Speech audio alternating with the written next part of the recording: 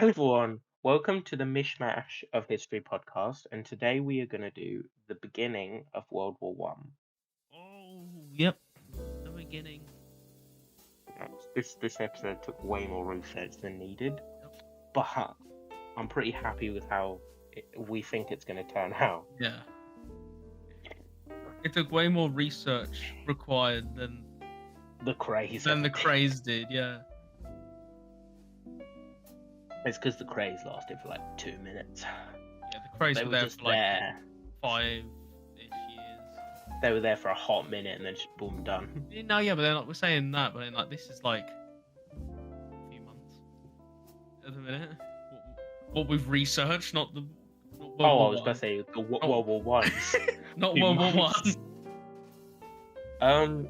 So we're going to go over several categories, such as tensions between the world powers, certain leaders' ambitions, the assassination of my man Archduke Ferdinand, treaties of the world powers, colonialism, a bit more information about world leaders at the time. Rise of the Balkan nations. Yeah, and each nation's reaction to the assassination of my man Franz Ferdinand. Of my man Franz Ferdinand. Isn't that? Oh no, never mind. I'm thinking of the 7-Year War. Okay, so I will start because it's my section first. Basically, it's a lot of him. tensions It's a lot of him and just chatting you shit. chirping in. It's him just chatting shit for like probably about half an hour, and then I'll be jumping in. So, tensions between world powers.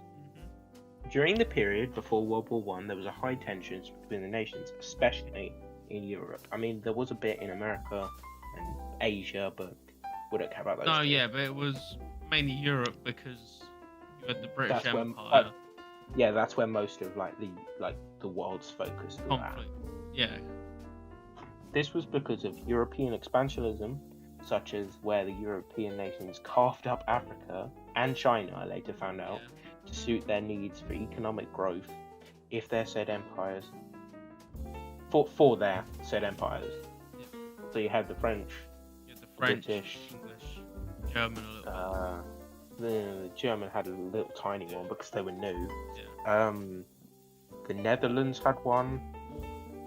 Yeah, they had one in Indonesia, I think. I'm pretty sure. Don't trust me on that, but Yeah, so Portugal had Brazil. and then that's it, pretty much. Pretty much. They had like a few islands, but the Yeah. big boy was Brazil.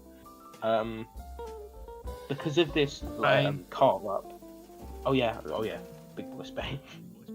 But because of this carve up, new nations such as Germany, which I found this out recently, was a new nation at the time. They were created in 1870. So about 40 years it took them to become able to almost take over Europe. It took them 40 years, and after 40 years, they already wanted to have a war. 60 years on, they already wanted to gas all the Jews. Clearly, they were a part of the wrong time.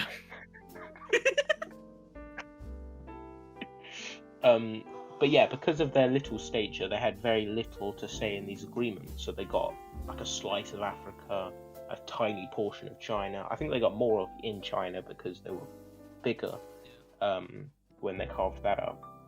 Also, Serbian nationalism, which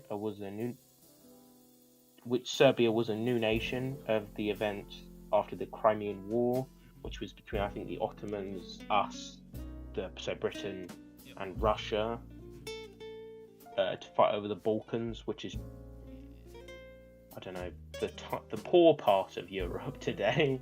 The shitty part of Europe that no one really likes. It's just there. Yeah, you've got the boomerang, Croatia. Yeah. Oh, it's that lot. Yeah, no one likes that. No one likes Croatia. And I don't know any of the others. Serbia, Serbia, obviously. Serbia, so what yeah. I can't tell. Yeah, because Serbia was a new country at the time because Russia formed it to give a homeland to many Serbs living in the area. who had strong links to Russian heritage, because they had like same ethnicities, language was similar, stuff like that. Just helped them bond together. Also, Serbian nationalists wanted more land from the Austria-Hungary's southern border that contained a large portion of Serbs in the area. Of course, for obvious reasons, Austria-Hungary didn't want this because their empire was built on many ethnic groups. So if they let the Serbs get their land, and the other groups would want, their own nation, and just the whole country would just topple over. This threw a huge rivalry between Serbia and Austria-Hungary that amounted to the assassination of my man Archduke Ferdinand. France. Another reason that many nations had high tensions was the development of high-grade weapons that had never been seen on a large-scale war. So each nation wanted to use them to test their nation's strengths and abilities to handle a war. So basically, they built some new shit and then were like, you know what? Let's make a war. Yeah, because like machine guns were new, and apart from the Russo-Japanese War, there hadn't been like a really big war that they could kind of test out their new navy's air force and shit like that. So they were like, you know what? We're gonna make one of the biggest wars in history, guys. Let's do this. Oh, I don't think that was the intention, but yeah. They all just had a meeting, like a King George, you had Kaiser Wilhelm, you had Tsar Nicholas II, and they were all just like, just, you know what? You need to have a war. We need to have a war. and all three of them just went, yes. Brilliant idea. Brilliant idea. Kaiser Wilhelm, you're going to lose, but let's go. Kaiser, you're going to lose, but we're all in on it, so it's fine. Sure. Also, we had like certain leaders' big ambitions for the goal.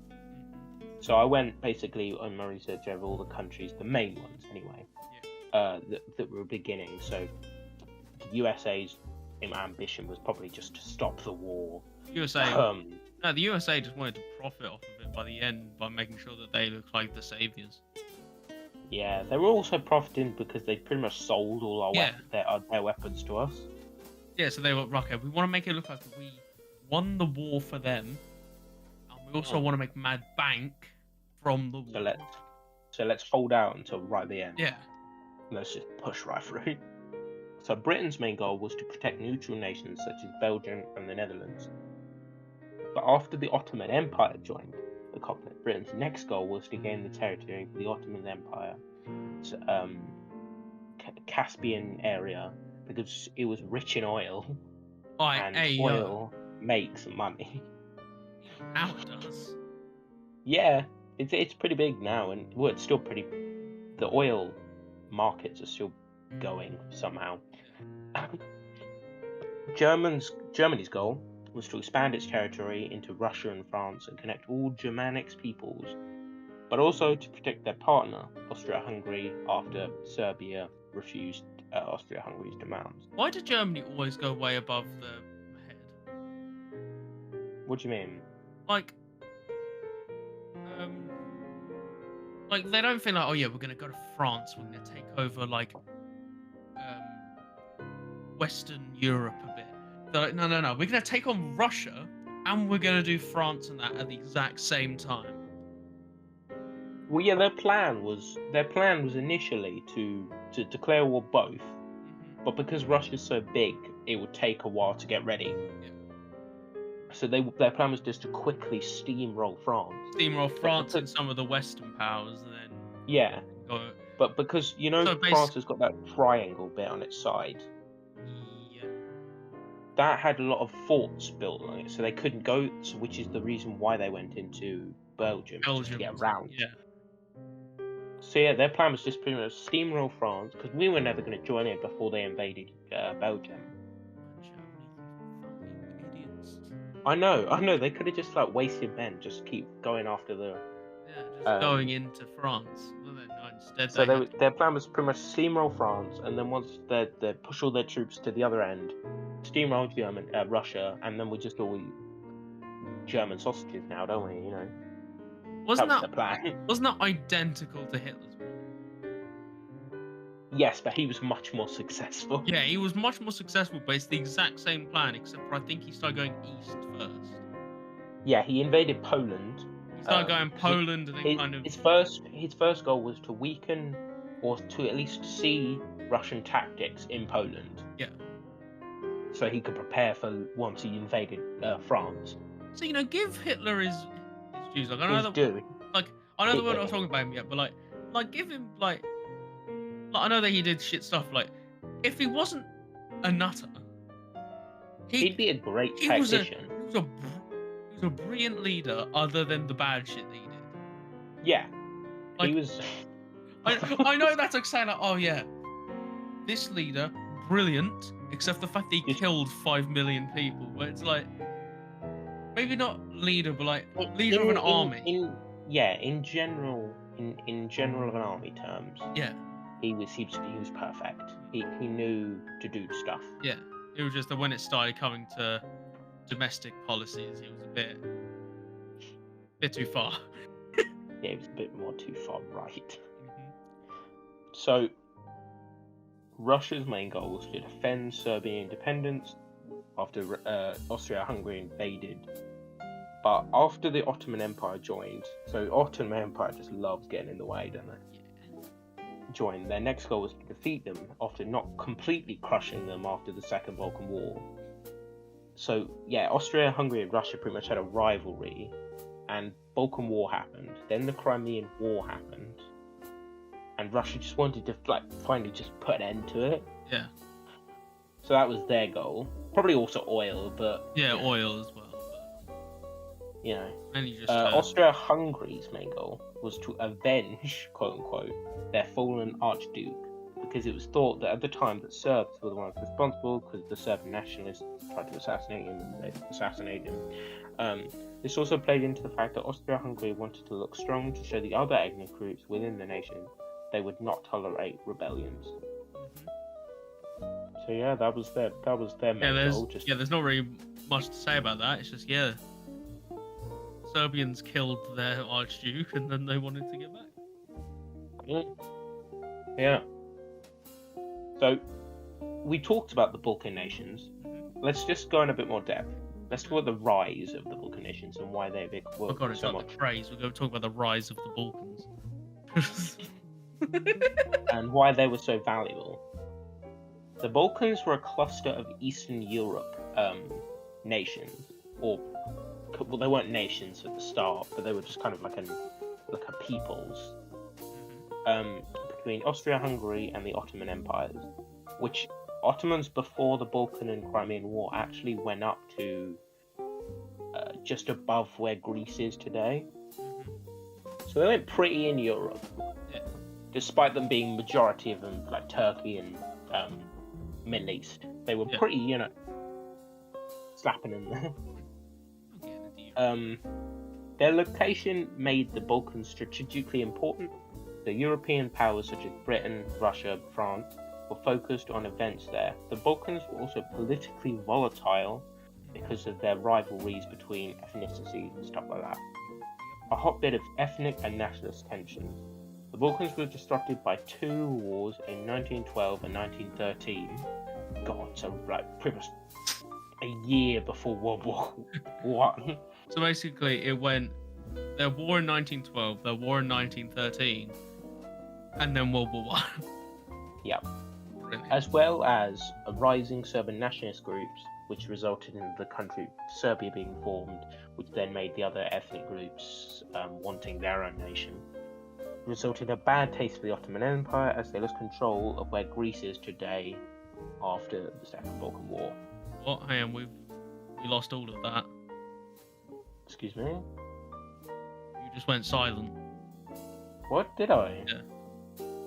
Okay, so where do we just go from? I don't know. Okay, as well as rising Serbian national groups forming, Serbia the country, which also other ethnic groups wanted their own nations after that.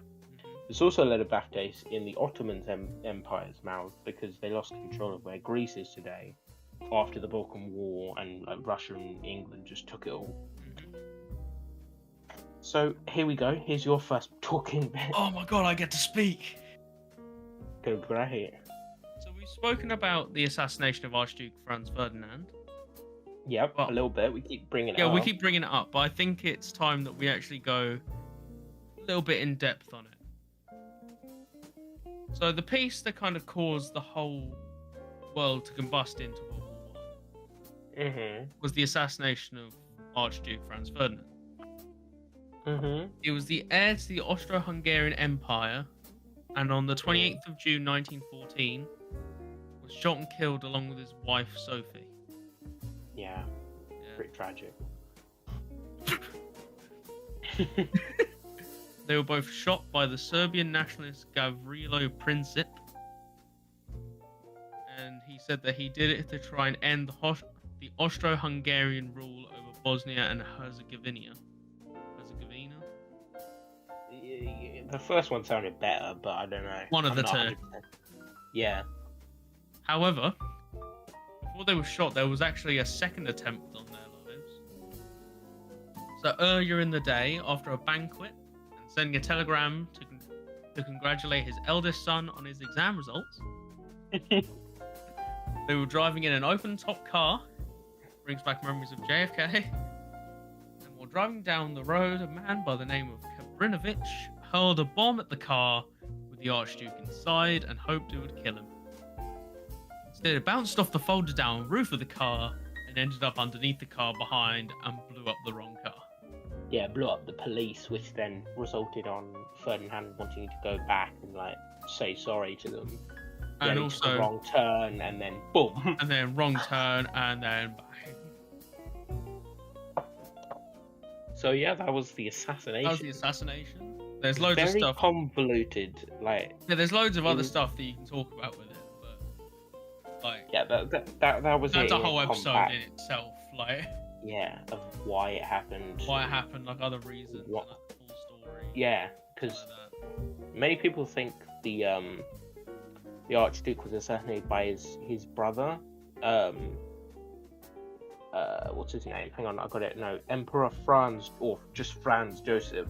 Oh, why? Because Franz Joseph wanted to keep the nation together and have a more centralized, to have more Austria and Hungarian people control the country. While Archduke Ferdinand thought the country should be a democracy and have the countries kind of control themselves but still be a part of Austria-Hungary. Brings back Like Star we are Wars to, vibes.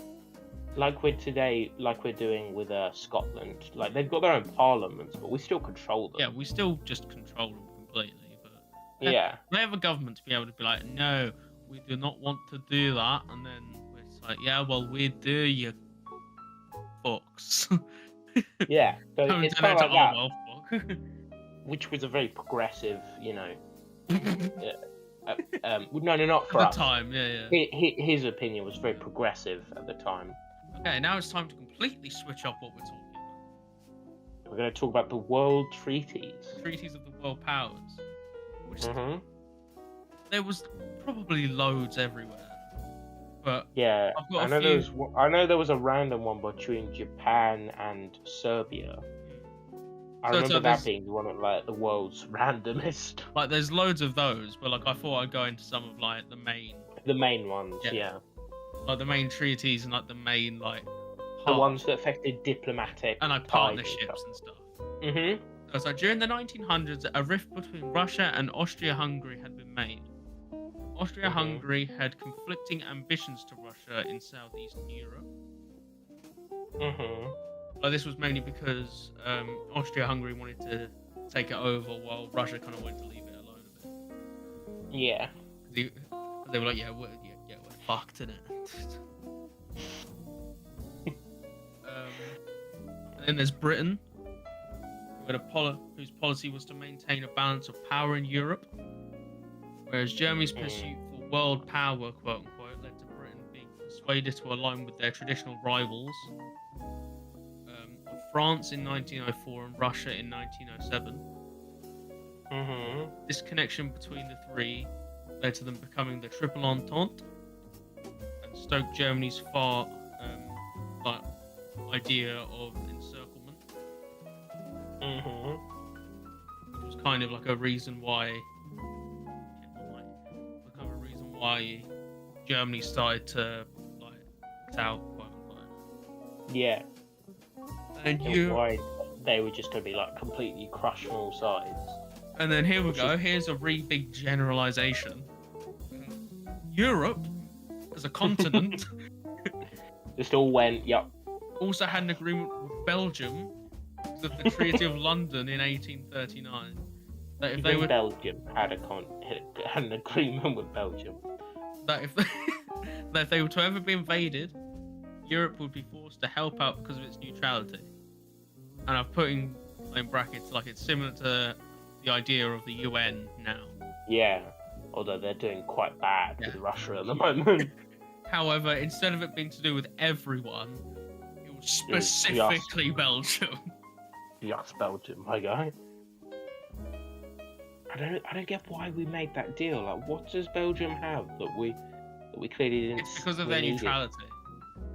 Got you. Makes all sense. So it's to kind of keep them from going onto one side in a war. Which is why even in World War II, when they're pretty much being massacred, be the Switzerlands of Europe. As it's like in World War II, like when they were getting literally like massacred. They had to be neutral. They were like, yeah, we're still neutral.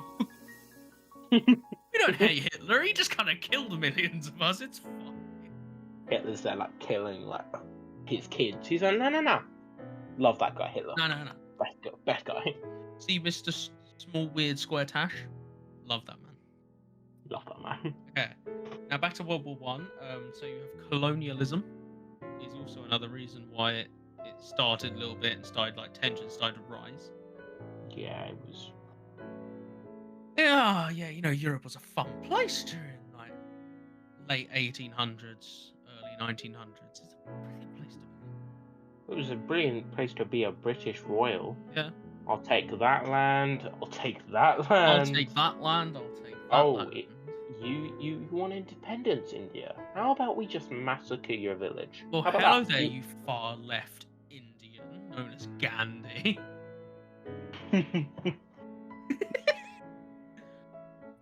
The colonial rivalry led to strained relations among the European powers. Yeah, you could say strained relations. Yeah, it led indirectly to the formation and strengthening of alliances and ententes, such as Italy, who turned to Germany and Austria when they lost Tunis to France. Tunisia? No, Tunis. France in 1881. How do you spell it? Tunis. Tunisia. Hang on.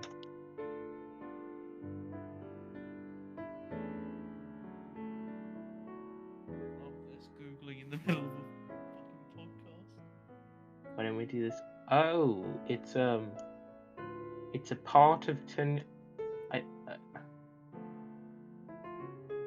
No, I don't want to go from Tunis. So Tunis is actually in Africa, but Tunisia was a part of the French territory. Yeah. So it was practically called France. France. I think Tunis was old Tunisia. Yeah. That's what I think it is.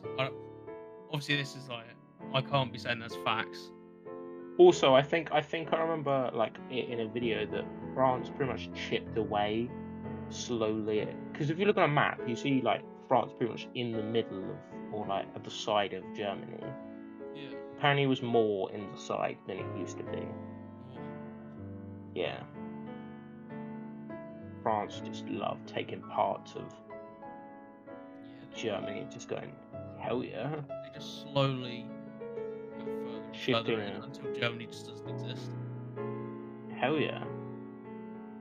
However, after 1905, colonial issues became less important as the powers turned back to Europe, and Europe remained their centre of rivalry. So basically, by 1905, everyone just kind of went, you know what? We don't need Africa no more. We don't pause it. We don't need India no more. They're communist. We don't need none of this. They're not communist. No. They were socialists. That's it. They were probably socialists. They were, for a while, they were Gandhi. He's a far lefty Yeah. bastard. From 1904 to 1907, Britain, France, and Russia were able to settle their colonial disputes by the Anglo-French Entente and the Anglo-Russian Entente, which then led to the Triple Entente that I've already talked about. Yep, which we were basically like, yeah, you do something, we'll help. You do something, we'll help. And we were just like, yeah, if France wants to do something, we might not help, but we might. Ayo. And then 30 years on from that, Winston Churchill was talking about the Iron Curtain and going, Russia's a disease. Yeah, that kind of tongue crumbled after the communist revolution. Yeah, or 1918. 1718, yeah, about the time. So let's talk about the world leaders at the time. So first we have my main man, Germany's leader, Kaiser Wilhelm. I think it was the second, so I couldn't find it. Kaiser Wilhelm the second. Yeah. Apparently, Kaiser's basically the German word for king, like Tsar is the Russian word for king, or emperor. I can't remember. Okay. Wilhelm was born in Berlin on the 27th of January, 1859, at the Crown Prince's Palace at Queen Victoria and Prince Frederick William of Prussia at the time of his birth. So he was born in England. He was kind of British royalty. Yeah, and he had a mother that was British. So, he also hated British. So his mum must have beaten him or something. Wilhelm resisted attempts by his parents, especially by his mother, to educate him in the spirit of British liberalism. Instead, he agreed with his tutor's support of autocratic rule and gradually became thoroughly Prussianized under their influence. Love that. He also, just want to say, he also had a spastic, I can't say that word, cancelled. Deformed, that's it. Deformed arm. I can't remember, was it his left or his right? His right? Yeah, it was one of his arms he just couldn't use. What was Kaiser Wilhelm deformed? Left arm, sorry. So his left arm, yeah, so he couldn't use his left arm. Yeah, it was kind of like a baby arm, wasn't it? Yeah, it was so deformed that it just didn't grow. So he had to have when he went out to walk, to not look like a weirdo, he had a attachment to his arm to make it look normal, but he just wouldn't move it because obviously he couldn't. Yeah. So he had it in the position of Napoleon's always looks like he's holding up his pants. He had it in that position, just always. Love that from him. I guess it's also then he'd be able to have it in the position to then hold like a gun or something. Yeah, I also found out because of that his mum hated him because his arm was wrong, and his dad was kind of hated him, but his dad kind of saw past that and was just like, right, you can still be a tactician. You don't need none of that swords. Yeah, Queen Victoria, huge discrimination. Absolutely hated anyone that was different. She wanted those kids to work, and if they had a spastic arm, that's it. That's done for them. Shop them off. He thus became alienated from his parents in the term of British liberalism, suspected them of putting British interests first. The German Empress, Wilhelm I, watched as his grandson, guided principally by the crown, Princess Victoria, grew to manhood. When Wilhelm was nearly 21, the Emperor decided it was time that his grandson should begin the military phase. So he overtook his dad. Yeah. His granddad was like, no, you're too British. Wilhelm, you with the spastic arm, come on up. Sit on Grandpapa's lap. On Grandpapa's lap, while I teach you the ways of. And he was quite young. He was like 20 something. So he was still in military school. Yeah. At the time. So he told his granddad, no, I'm gonna finish my military school. so then I can lead Germany in a more militaristic fashion that I want in case we go to war. Yeah, it's a very smart move. He didn't just go, nah, don't need that military shite. I'm just going to send the troops in. He then began a rapid military invasion once he became king of the nation to begin conquest. So he started like gathering up factories, who had like the kind of like the people that kind of had a control of them, and then once he's pretty much nationalized them, and started pumping out weapons. He started the draft way before. I think he started the draft in like 1910. So he had a bulk of troops. Yeah, he was ready. He knew what was happening. Yeah, he also kind of had a similar system to, you know how Switzerland's got similar, so where everyone has to be in, at least has to have like 10 months of draft subscription, except the women didn't because 1900s. Yeah. So Don't yeah, they still have that? Yeah, they still do that. Just in, I mean, it'd be great if they were near Russia, wouldn't it? We just send them out. Yeah. As that, isn't it Switzerland? Yeah. But so yeah, Germany was a highly military country when he became Kaiser. Yeah. And he also did this because of his hatred of Britain.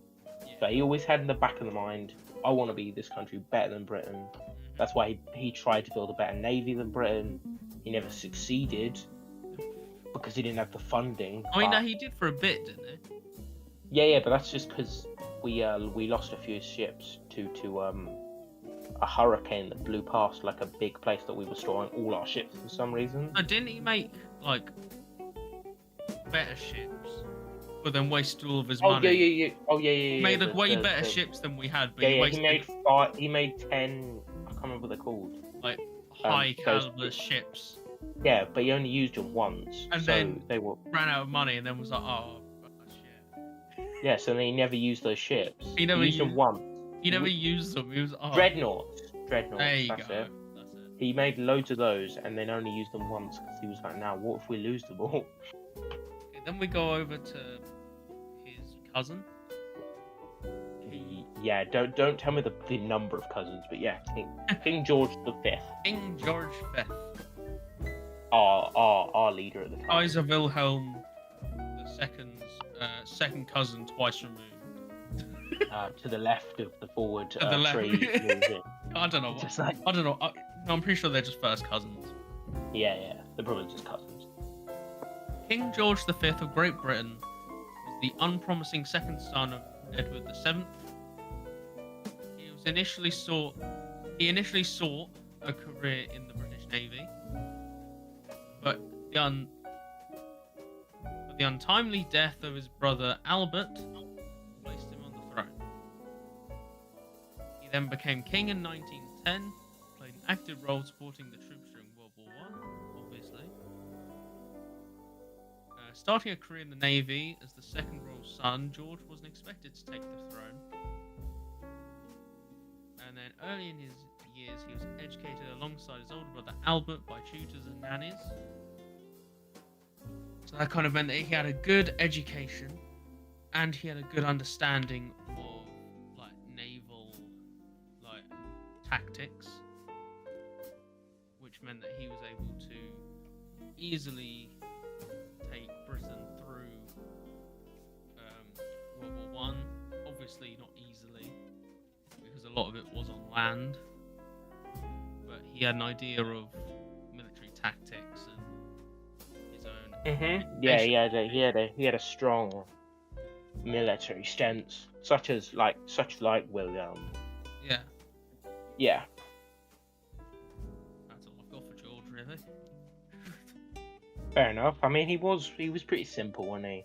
He was just a simple, he died in 35. Yeah, he died pretty early on. He died like 35. And then his son died like well early. Yeah. This was during the time where like 50 different kings and queens and shit came in, and then we've then got Liz, who's just kind of been with 1,000 ever. years. Yeah, look back in the 5 BC. She'll be there. She'll be there sitting on that somewhere. throne. She'll just be like a gremlin in the corner. She's like a normal, like 20-year-old woman. So moving on to the pond, far over on the pond, we have his Wilhelm's and George's other cousin, Tsar Nicholas II. Yep. Good old Russian. Nicholas was born on the 18th of May, 1868, 1 year before 1869. Unlucky. At the first time of the Great Reforms, initiated by his grandfather, Tsar Alexander II, he was about to turn 13 when his grandfather was assassinated by a member of the radical group People's Will after his previously unsuccessful attempt on his life. Nicholas received a good home education and prepared for his future role as the Tsar of the Russian Empire. He served as a junior officer in the lifeguard for the Prevskesky regiment. I'm just gonna guess that's how you say it. I admire the attempt. I admire the attempt of it, to be honest. Preobrazhensky. Preobrazhensky. That's it. So that sounds like much better. That sounds like it. He loved being in the military. This guy, because he loved to be down on the ground more than he did commanding. Yeah. He was a bit more micro than he was macro in that sense. Yeah. Big word to me. Anyway. Where was I? He was one of the oldest elite regiments in the Imperial Russia, and he was also the lifeguard in the Tsar regiment. So I think I remember reading that he was like the SAS, so like a SWAT team. Oh, love that. Went in, yeah, and the guys were just like, yeah, we'll let them part of the royal family. It's like letting Harry be a part of the SAS. Sending him in. Yeah, let him in. He'll die straight away. Yeah. In 1892, Nicholas was promoted to the ranks of colonel. I almost say colonel because that's what I normally do when I'm reading. In 1891, as an heir to the throne, Nicholas travelled around the greater part of the Eurasian continent. So Russia, China, I think he went to Turkey or Ottomans, to just kind of get a grasp of the country's culture and how to deal with, how to negotiate stuff. Because he was much more, he was more avoiding war than he was trying to make it. Yeah, because being on the ground, he knew how soldiers felt in the thick of it. And he knew they were terrified and they didn't want to die, so he always tried to avoid conflict unless it became personal. Such as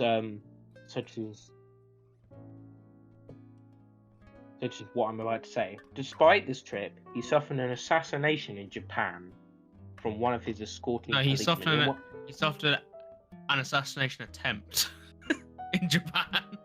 Did I not say attempt? You just said he suffered an assassination in Japan. Yeah. Attempt. Yeah, he suffered an assassination in Japan, so he's dead now. So the Japanese emperor personally gave him. This would greatly affect his relationship with the nation that led up to a war starting in 1905 and ending in starting in 1904. Ending in 1905, which was the Japanese-Russo War, which was pretty much the most recent major conflict between two nations. And Tsar Nicholas was full on display how he was basically a dunce at macro things, as the tiny Asian country of Japan took on the large Russian Empire and whooped their arse. Yeah. Nicholas was officially coronated on 1896 and occurred 18 months after he became Tsar. Was being like an event that gave him the name Nicholas the Bloody. This event was overshadowed by the tragedy of his coronation. That's it. That sounds much better than what I was going to say. when over 1,300 people, or 1,300 people, were killed, and another 1,300 were injured in a human stampede, which is basically similar to a Travis Scott concert. The royal couple did visit the wounded the following day and promised a generous compensation for the bereaved. However, on the evening of the tragedy, they attended a ball at the French embassy, which cost the Tsar his people's sympathy and contributed his name, Nicholas the Bloody, because of his lack of respect of the injured and the dead. So yeah, he was a very mixed bag. I mean, to be honest, I kind of don't see why they called him that, because on the night of the tragedy, they attended a ball at the French embassy. How is he meant to know there's going to be a human stampede? Because he was there and then left. No. Yeah, it doesn't say there, but I remember the video I watched about it, saying he was there. He was like, okay, over there's loads of food. I know you're starving, so go eat that. So the stampede occurred, and he watched it happen, and then went, right, we got ball happening. Let's go, guys. We got ball in 30 minutes. Come on, we'll go to that French embassy. Oh, okay. Now we're on to Austro-Hungary. Oh yeah, this guy I didn't know a thing about. Neither did I. He was very interesting to research. So Emperor Franz Joseph was born August 18th, 1830, in Vienna's Schönbrunn Palace. Franz Joseph was the oldest son of Archduke Franz Karl and Princess Sophie of Bavaria. Why do they love Sophie? I don't know. It sounds like such a modern name, but apparently they use it in the 1900s. And France. I think that was I think it was like a part of their title. Maybe, or maybe it was just a popular name amongst. I mean, how many Charles or Richards and Williams have we had? Oh yeah, that's true. Yeah, but they're not like. It's not like as if they're like France. Oh, actually, hang on. Yeah, it's Archduke Franz. So it may be a part of the because it doesn't say Archduke Franz Karl the First or. Yeah. So maybe it is a part of the title, which is a bit weird. Or maybe it's like, I don't know, the Archduke France. Yeah, or it's like he's the Archduke of France territory. I don't know. I don't know about France, the free messaging app. Thank you. France name. German origins. It is traditionally used by parents who are looking for a name for their son. It's the German variant of the English given name Francis. Oh, interesting.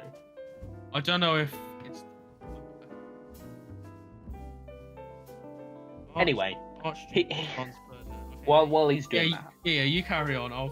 He would become the most respected and the most beloved member of the Habsburg dynasty that ruled the Austrian Empire and the Austro-Hungarian Empire for 68 years. He was the third longest reign in the history of Europe. In 1848, Franz Joseph became emperor at the at the early age of 18. He was the youngest emperor at the time. His uncle Ferdinand I had abdicated to put halt to the revolutions, which people advocated for democracy and participation in the government and expressed their discontent with political leaders. Basically, what they did was like, "Oh, you want democracy? All right, here's a new king." How'd you like that? His name is Franz. And they just keep on being called Franz. Because you have like Franz Joseph the First, but then you've also got Archduke Otto of Austria. Jesus Christ. Jesus Christ. Well, I just really want to point. Why would putting a king when people want democracy help? I'm really confused on why did the protesters like, oh, you were on a king, right? Let's go home, guys. We got what we wanted. Also, I love how long Archduke Franz Ferdinand's name is. Like, you think that, like, Boris's name is long. You want to hear his name?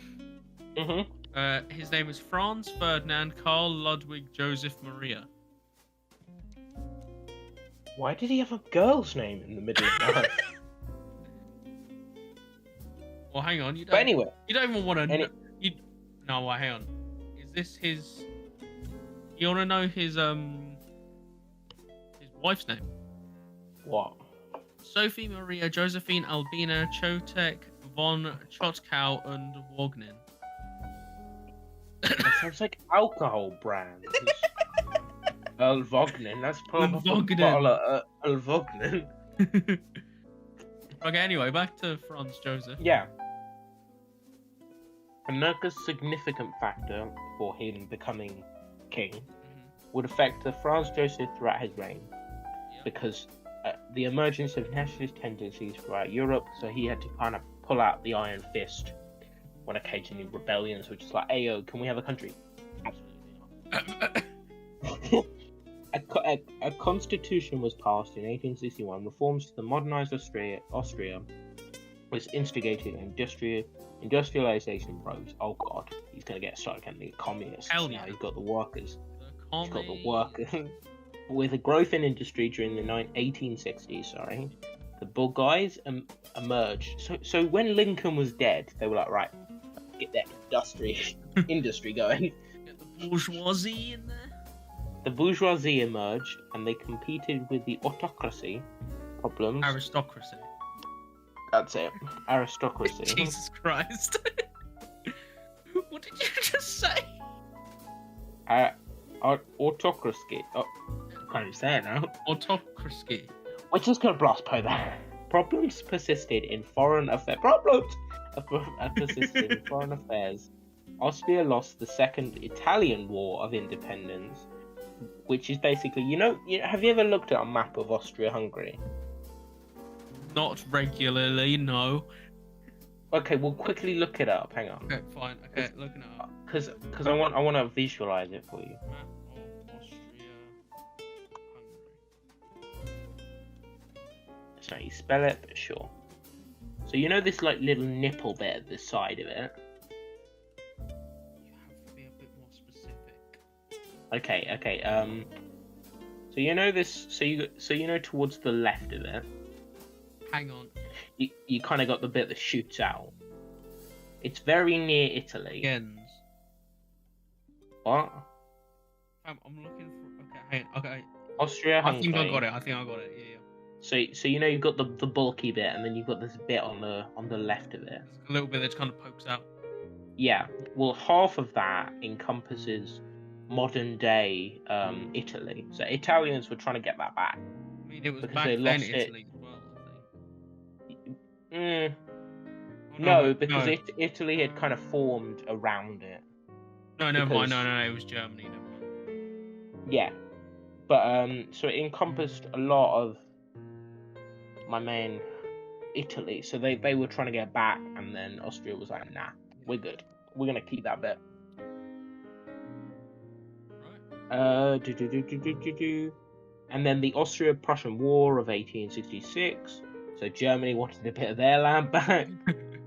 A defeat that helped trigger the empire's downfall. Hell yeah. So yeah, before Germany there was Prussia, and then Prussia fell, Germany rose, and then the world's problems started. Yeah, they did. So that was Emperor Franz Joseph. He's very interesting. He's quite an interesting one, yeah. Also, if you look at him, he's got a very interesting beast. Anyway, on to America. Oh yeah. On to the late part of the war's leaders. And the final Why are they always late? What? America? Yeah, they're always late. I think it's like they've got like a clock that doesn't quite work. So they're like, shit, it's what? It's 1917, shit. Oh, fuck! Oh, it was 1912. Shit! Guys, get those ships over there. Lads! Fuck! President Wilson's clock's like set back a few times. No, but it's like, even with like World War II, like obviously I kind of like they didn't get involved because of it not really being to do. It's like all of a sudden they just arrive, and it's like, oh, nice. Also, I learned about that. If Hitler didn't declare war on America after America declared war on Japan, Yeah. FDR had no aims to go to Europe until Germany decided to declare war. No, it was just because Hitler shot himself in the foot and then the head later on, figuratively, because he was just like, oh, FDR was like, no, we're not going to get involved in that mess. No, we're just going to kind of take out because they bombed us. Yeah. And then Hitler was like, no, we're going to fight the fight. Right. Okay. Anyway, on to Wilson. So anyway, on to Wilson. Woodrow Wilson, the 28th U.S. president, served in office from 1913 to 1921, and led America through World War One, and a time in America that was like the great prosperity, and then World War One happened, and then it went shit. He was remembered for an advocate for democracy, progressivism, and world peace. Now, this is controversial because he left a complex legacy that would include resegregation.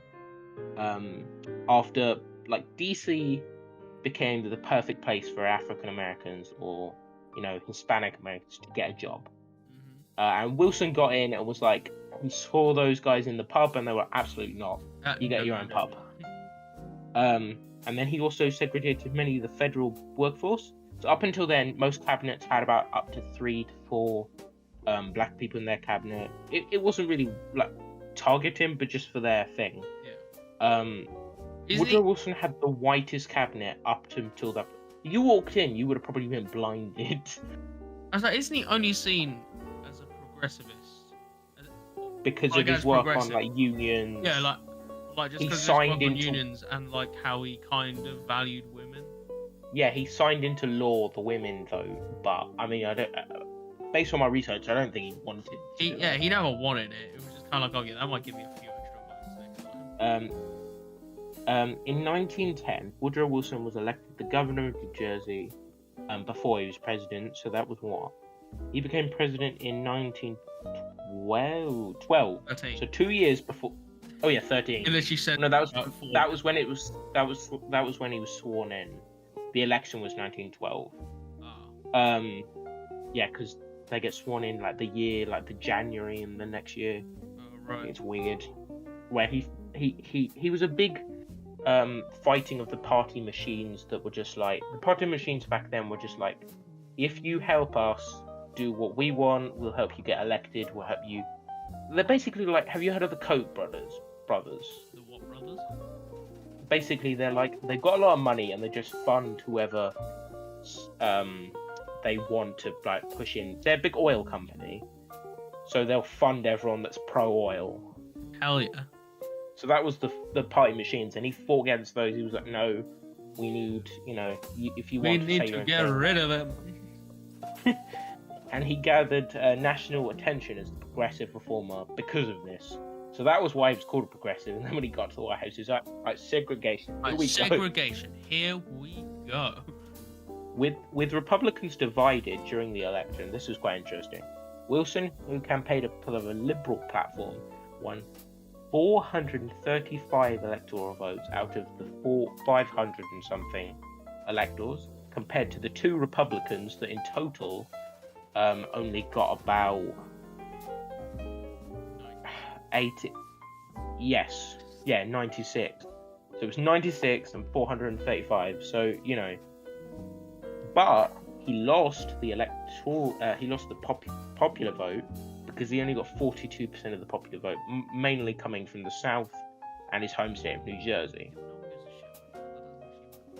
Yeah, that doesn't matter in the American system. But I found that quite interesting. He won by a landslide, but not in terms of popular vote. Nah. And then we're going to go on to each nation's reaction to the assassination of Archduke Franz Ferdinand. Yeah, we are. Archduke Franz Ferdinand, and then the other 50 names that I said. So Austria-Hungary was outraged after the assassination.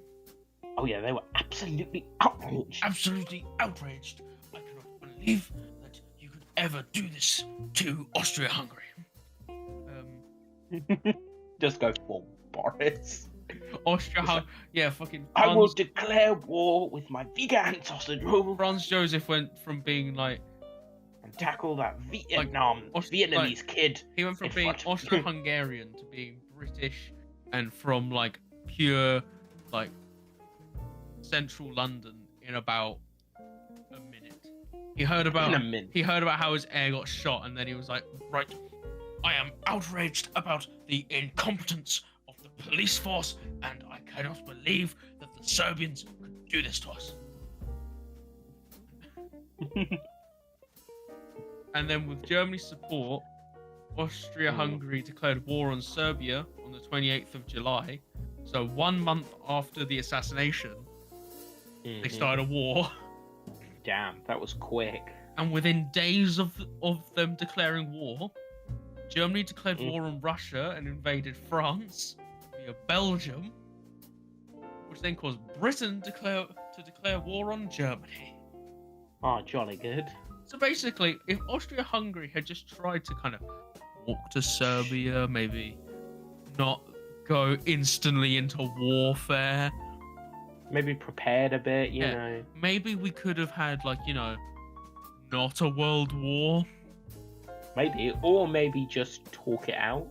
Yeah, exactly. Maybe like, we wouldn't have had the world war. Maybe we would have kind of like gotten along. Maybe they would have been best pals. Maybe. You never know. Like, we might have. I'm going to fucking kill you, so you're my best friend. And maybe we would have still had a Austria-Hungary today, and we wouldn't have a Poland today. But who needs Poland? I mean, they get invaded every 4 years, or something like that. That's all Poland's there for. It's just there to be like, it's the middle ground between East Europe and West Europe. Yes. And it's the place that always gets invaded, whether by commies or by capitalists. It's everyone wants to invade it. Everyone wants a piece of Poland, but no one really knows why. Nope. So that was this episode. But before we end, drumroll please. Fred, yeah, thank you. We have a final caucus, which is from last episode, which is basically a question about the topics and the historical context. So, I did a lot of researching. Okay, last minute did this. The final caucus is: what do you think overall was the biggest factor in this episode? Was the start of the World War One? Of the World War One. It's like the new Batman film. Worded to beautiful.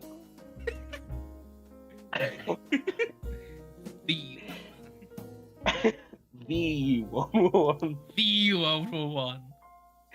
So what do you actually think? Well, I think it was the assassination. Yeah, I know that you're gonna do that. Yeah. No. I do agree with you. I think it was the tipping point. Okay, and what's the question? What do you think overall was the biggest factor? Yeah. Yeah. As it But I also think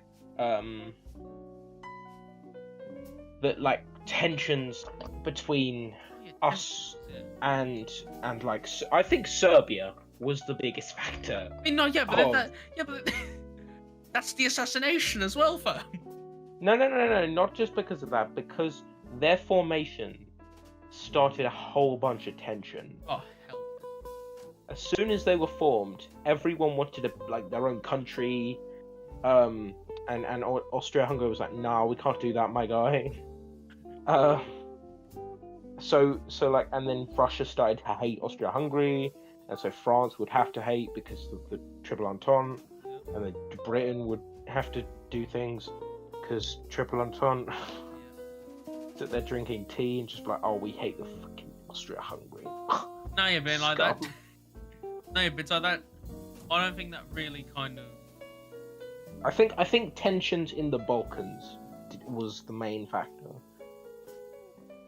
Are we talking about? I think, yeah, just the over. I don't think. Are we talking about the cause of it, or are we talking? No, I don't. About...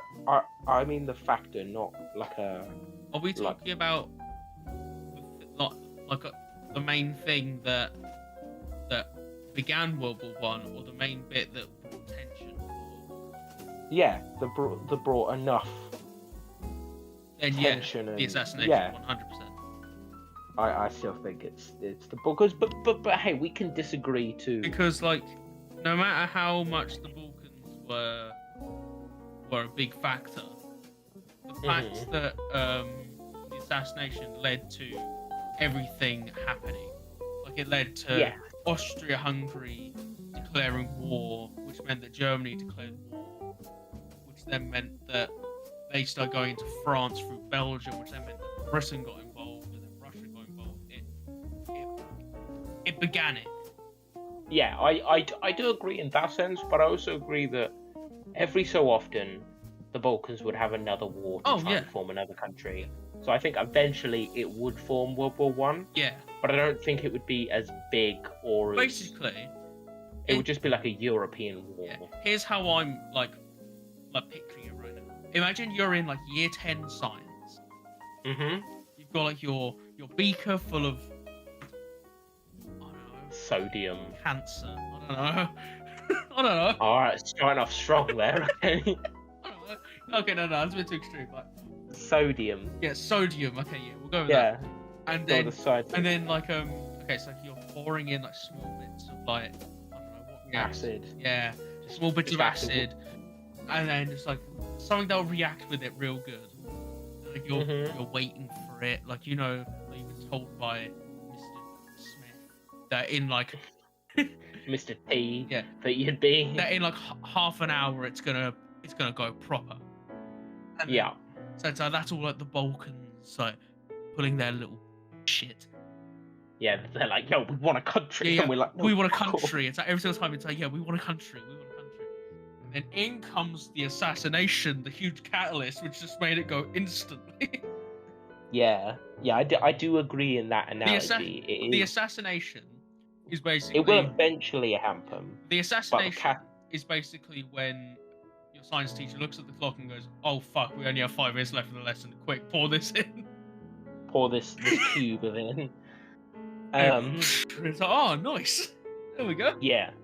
I do agree with that. Because eventually a world war like that would happen because probably the Balkans or some other group trying to get independence, and then it just all going wrong. Yeah. And then like, Austria-Hungary getting overwhelmed, Germany coming in, for some reason going into Belgium, because, they just want a bit of Belgium. Us coming in, and then Russia coming in, and France coming in. Yeah, I do think eventually a big European war would happen, but I think Archduke Ferdinand's assassination sped up 30 years. Yeah. What happened? But yeah, that was the beginning, or the factors of the beginning of World War One. We didn't even get into the start of World War One, did we? Nope. We were just like, this is what's happening in the world. This is what could have started it. Mm-hmm. See you next episode. Alright, the battle is. Hang on, I will look at our schedule. We've got a lineup now, guys. Yeah. We've done more planning. Yeah, the major battles. The major battles and like a little bit of like the beginning. Okay. So guys, see you next week. Yeah, see you next week. Hopefully not before then. Like, friends died of something. Yeah. I have to do it on my own. I've got the Rona, guys, but it's fine. It's fine. Hopefully it hasn't been noticeable. Yeah. Has it been noticeable? I don't think so, but maybe I'm a bit biased of you being ill around me, I don't know. Oh yeah, maybe. Anyway, bye guys. Bye guys.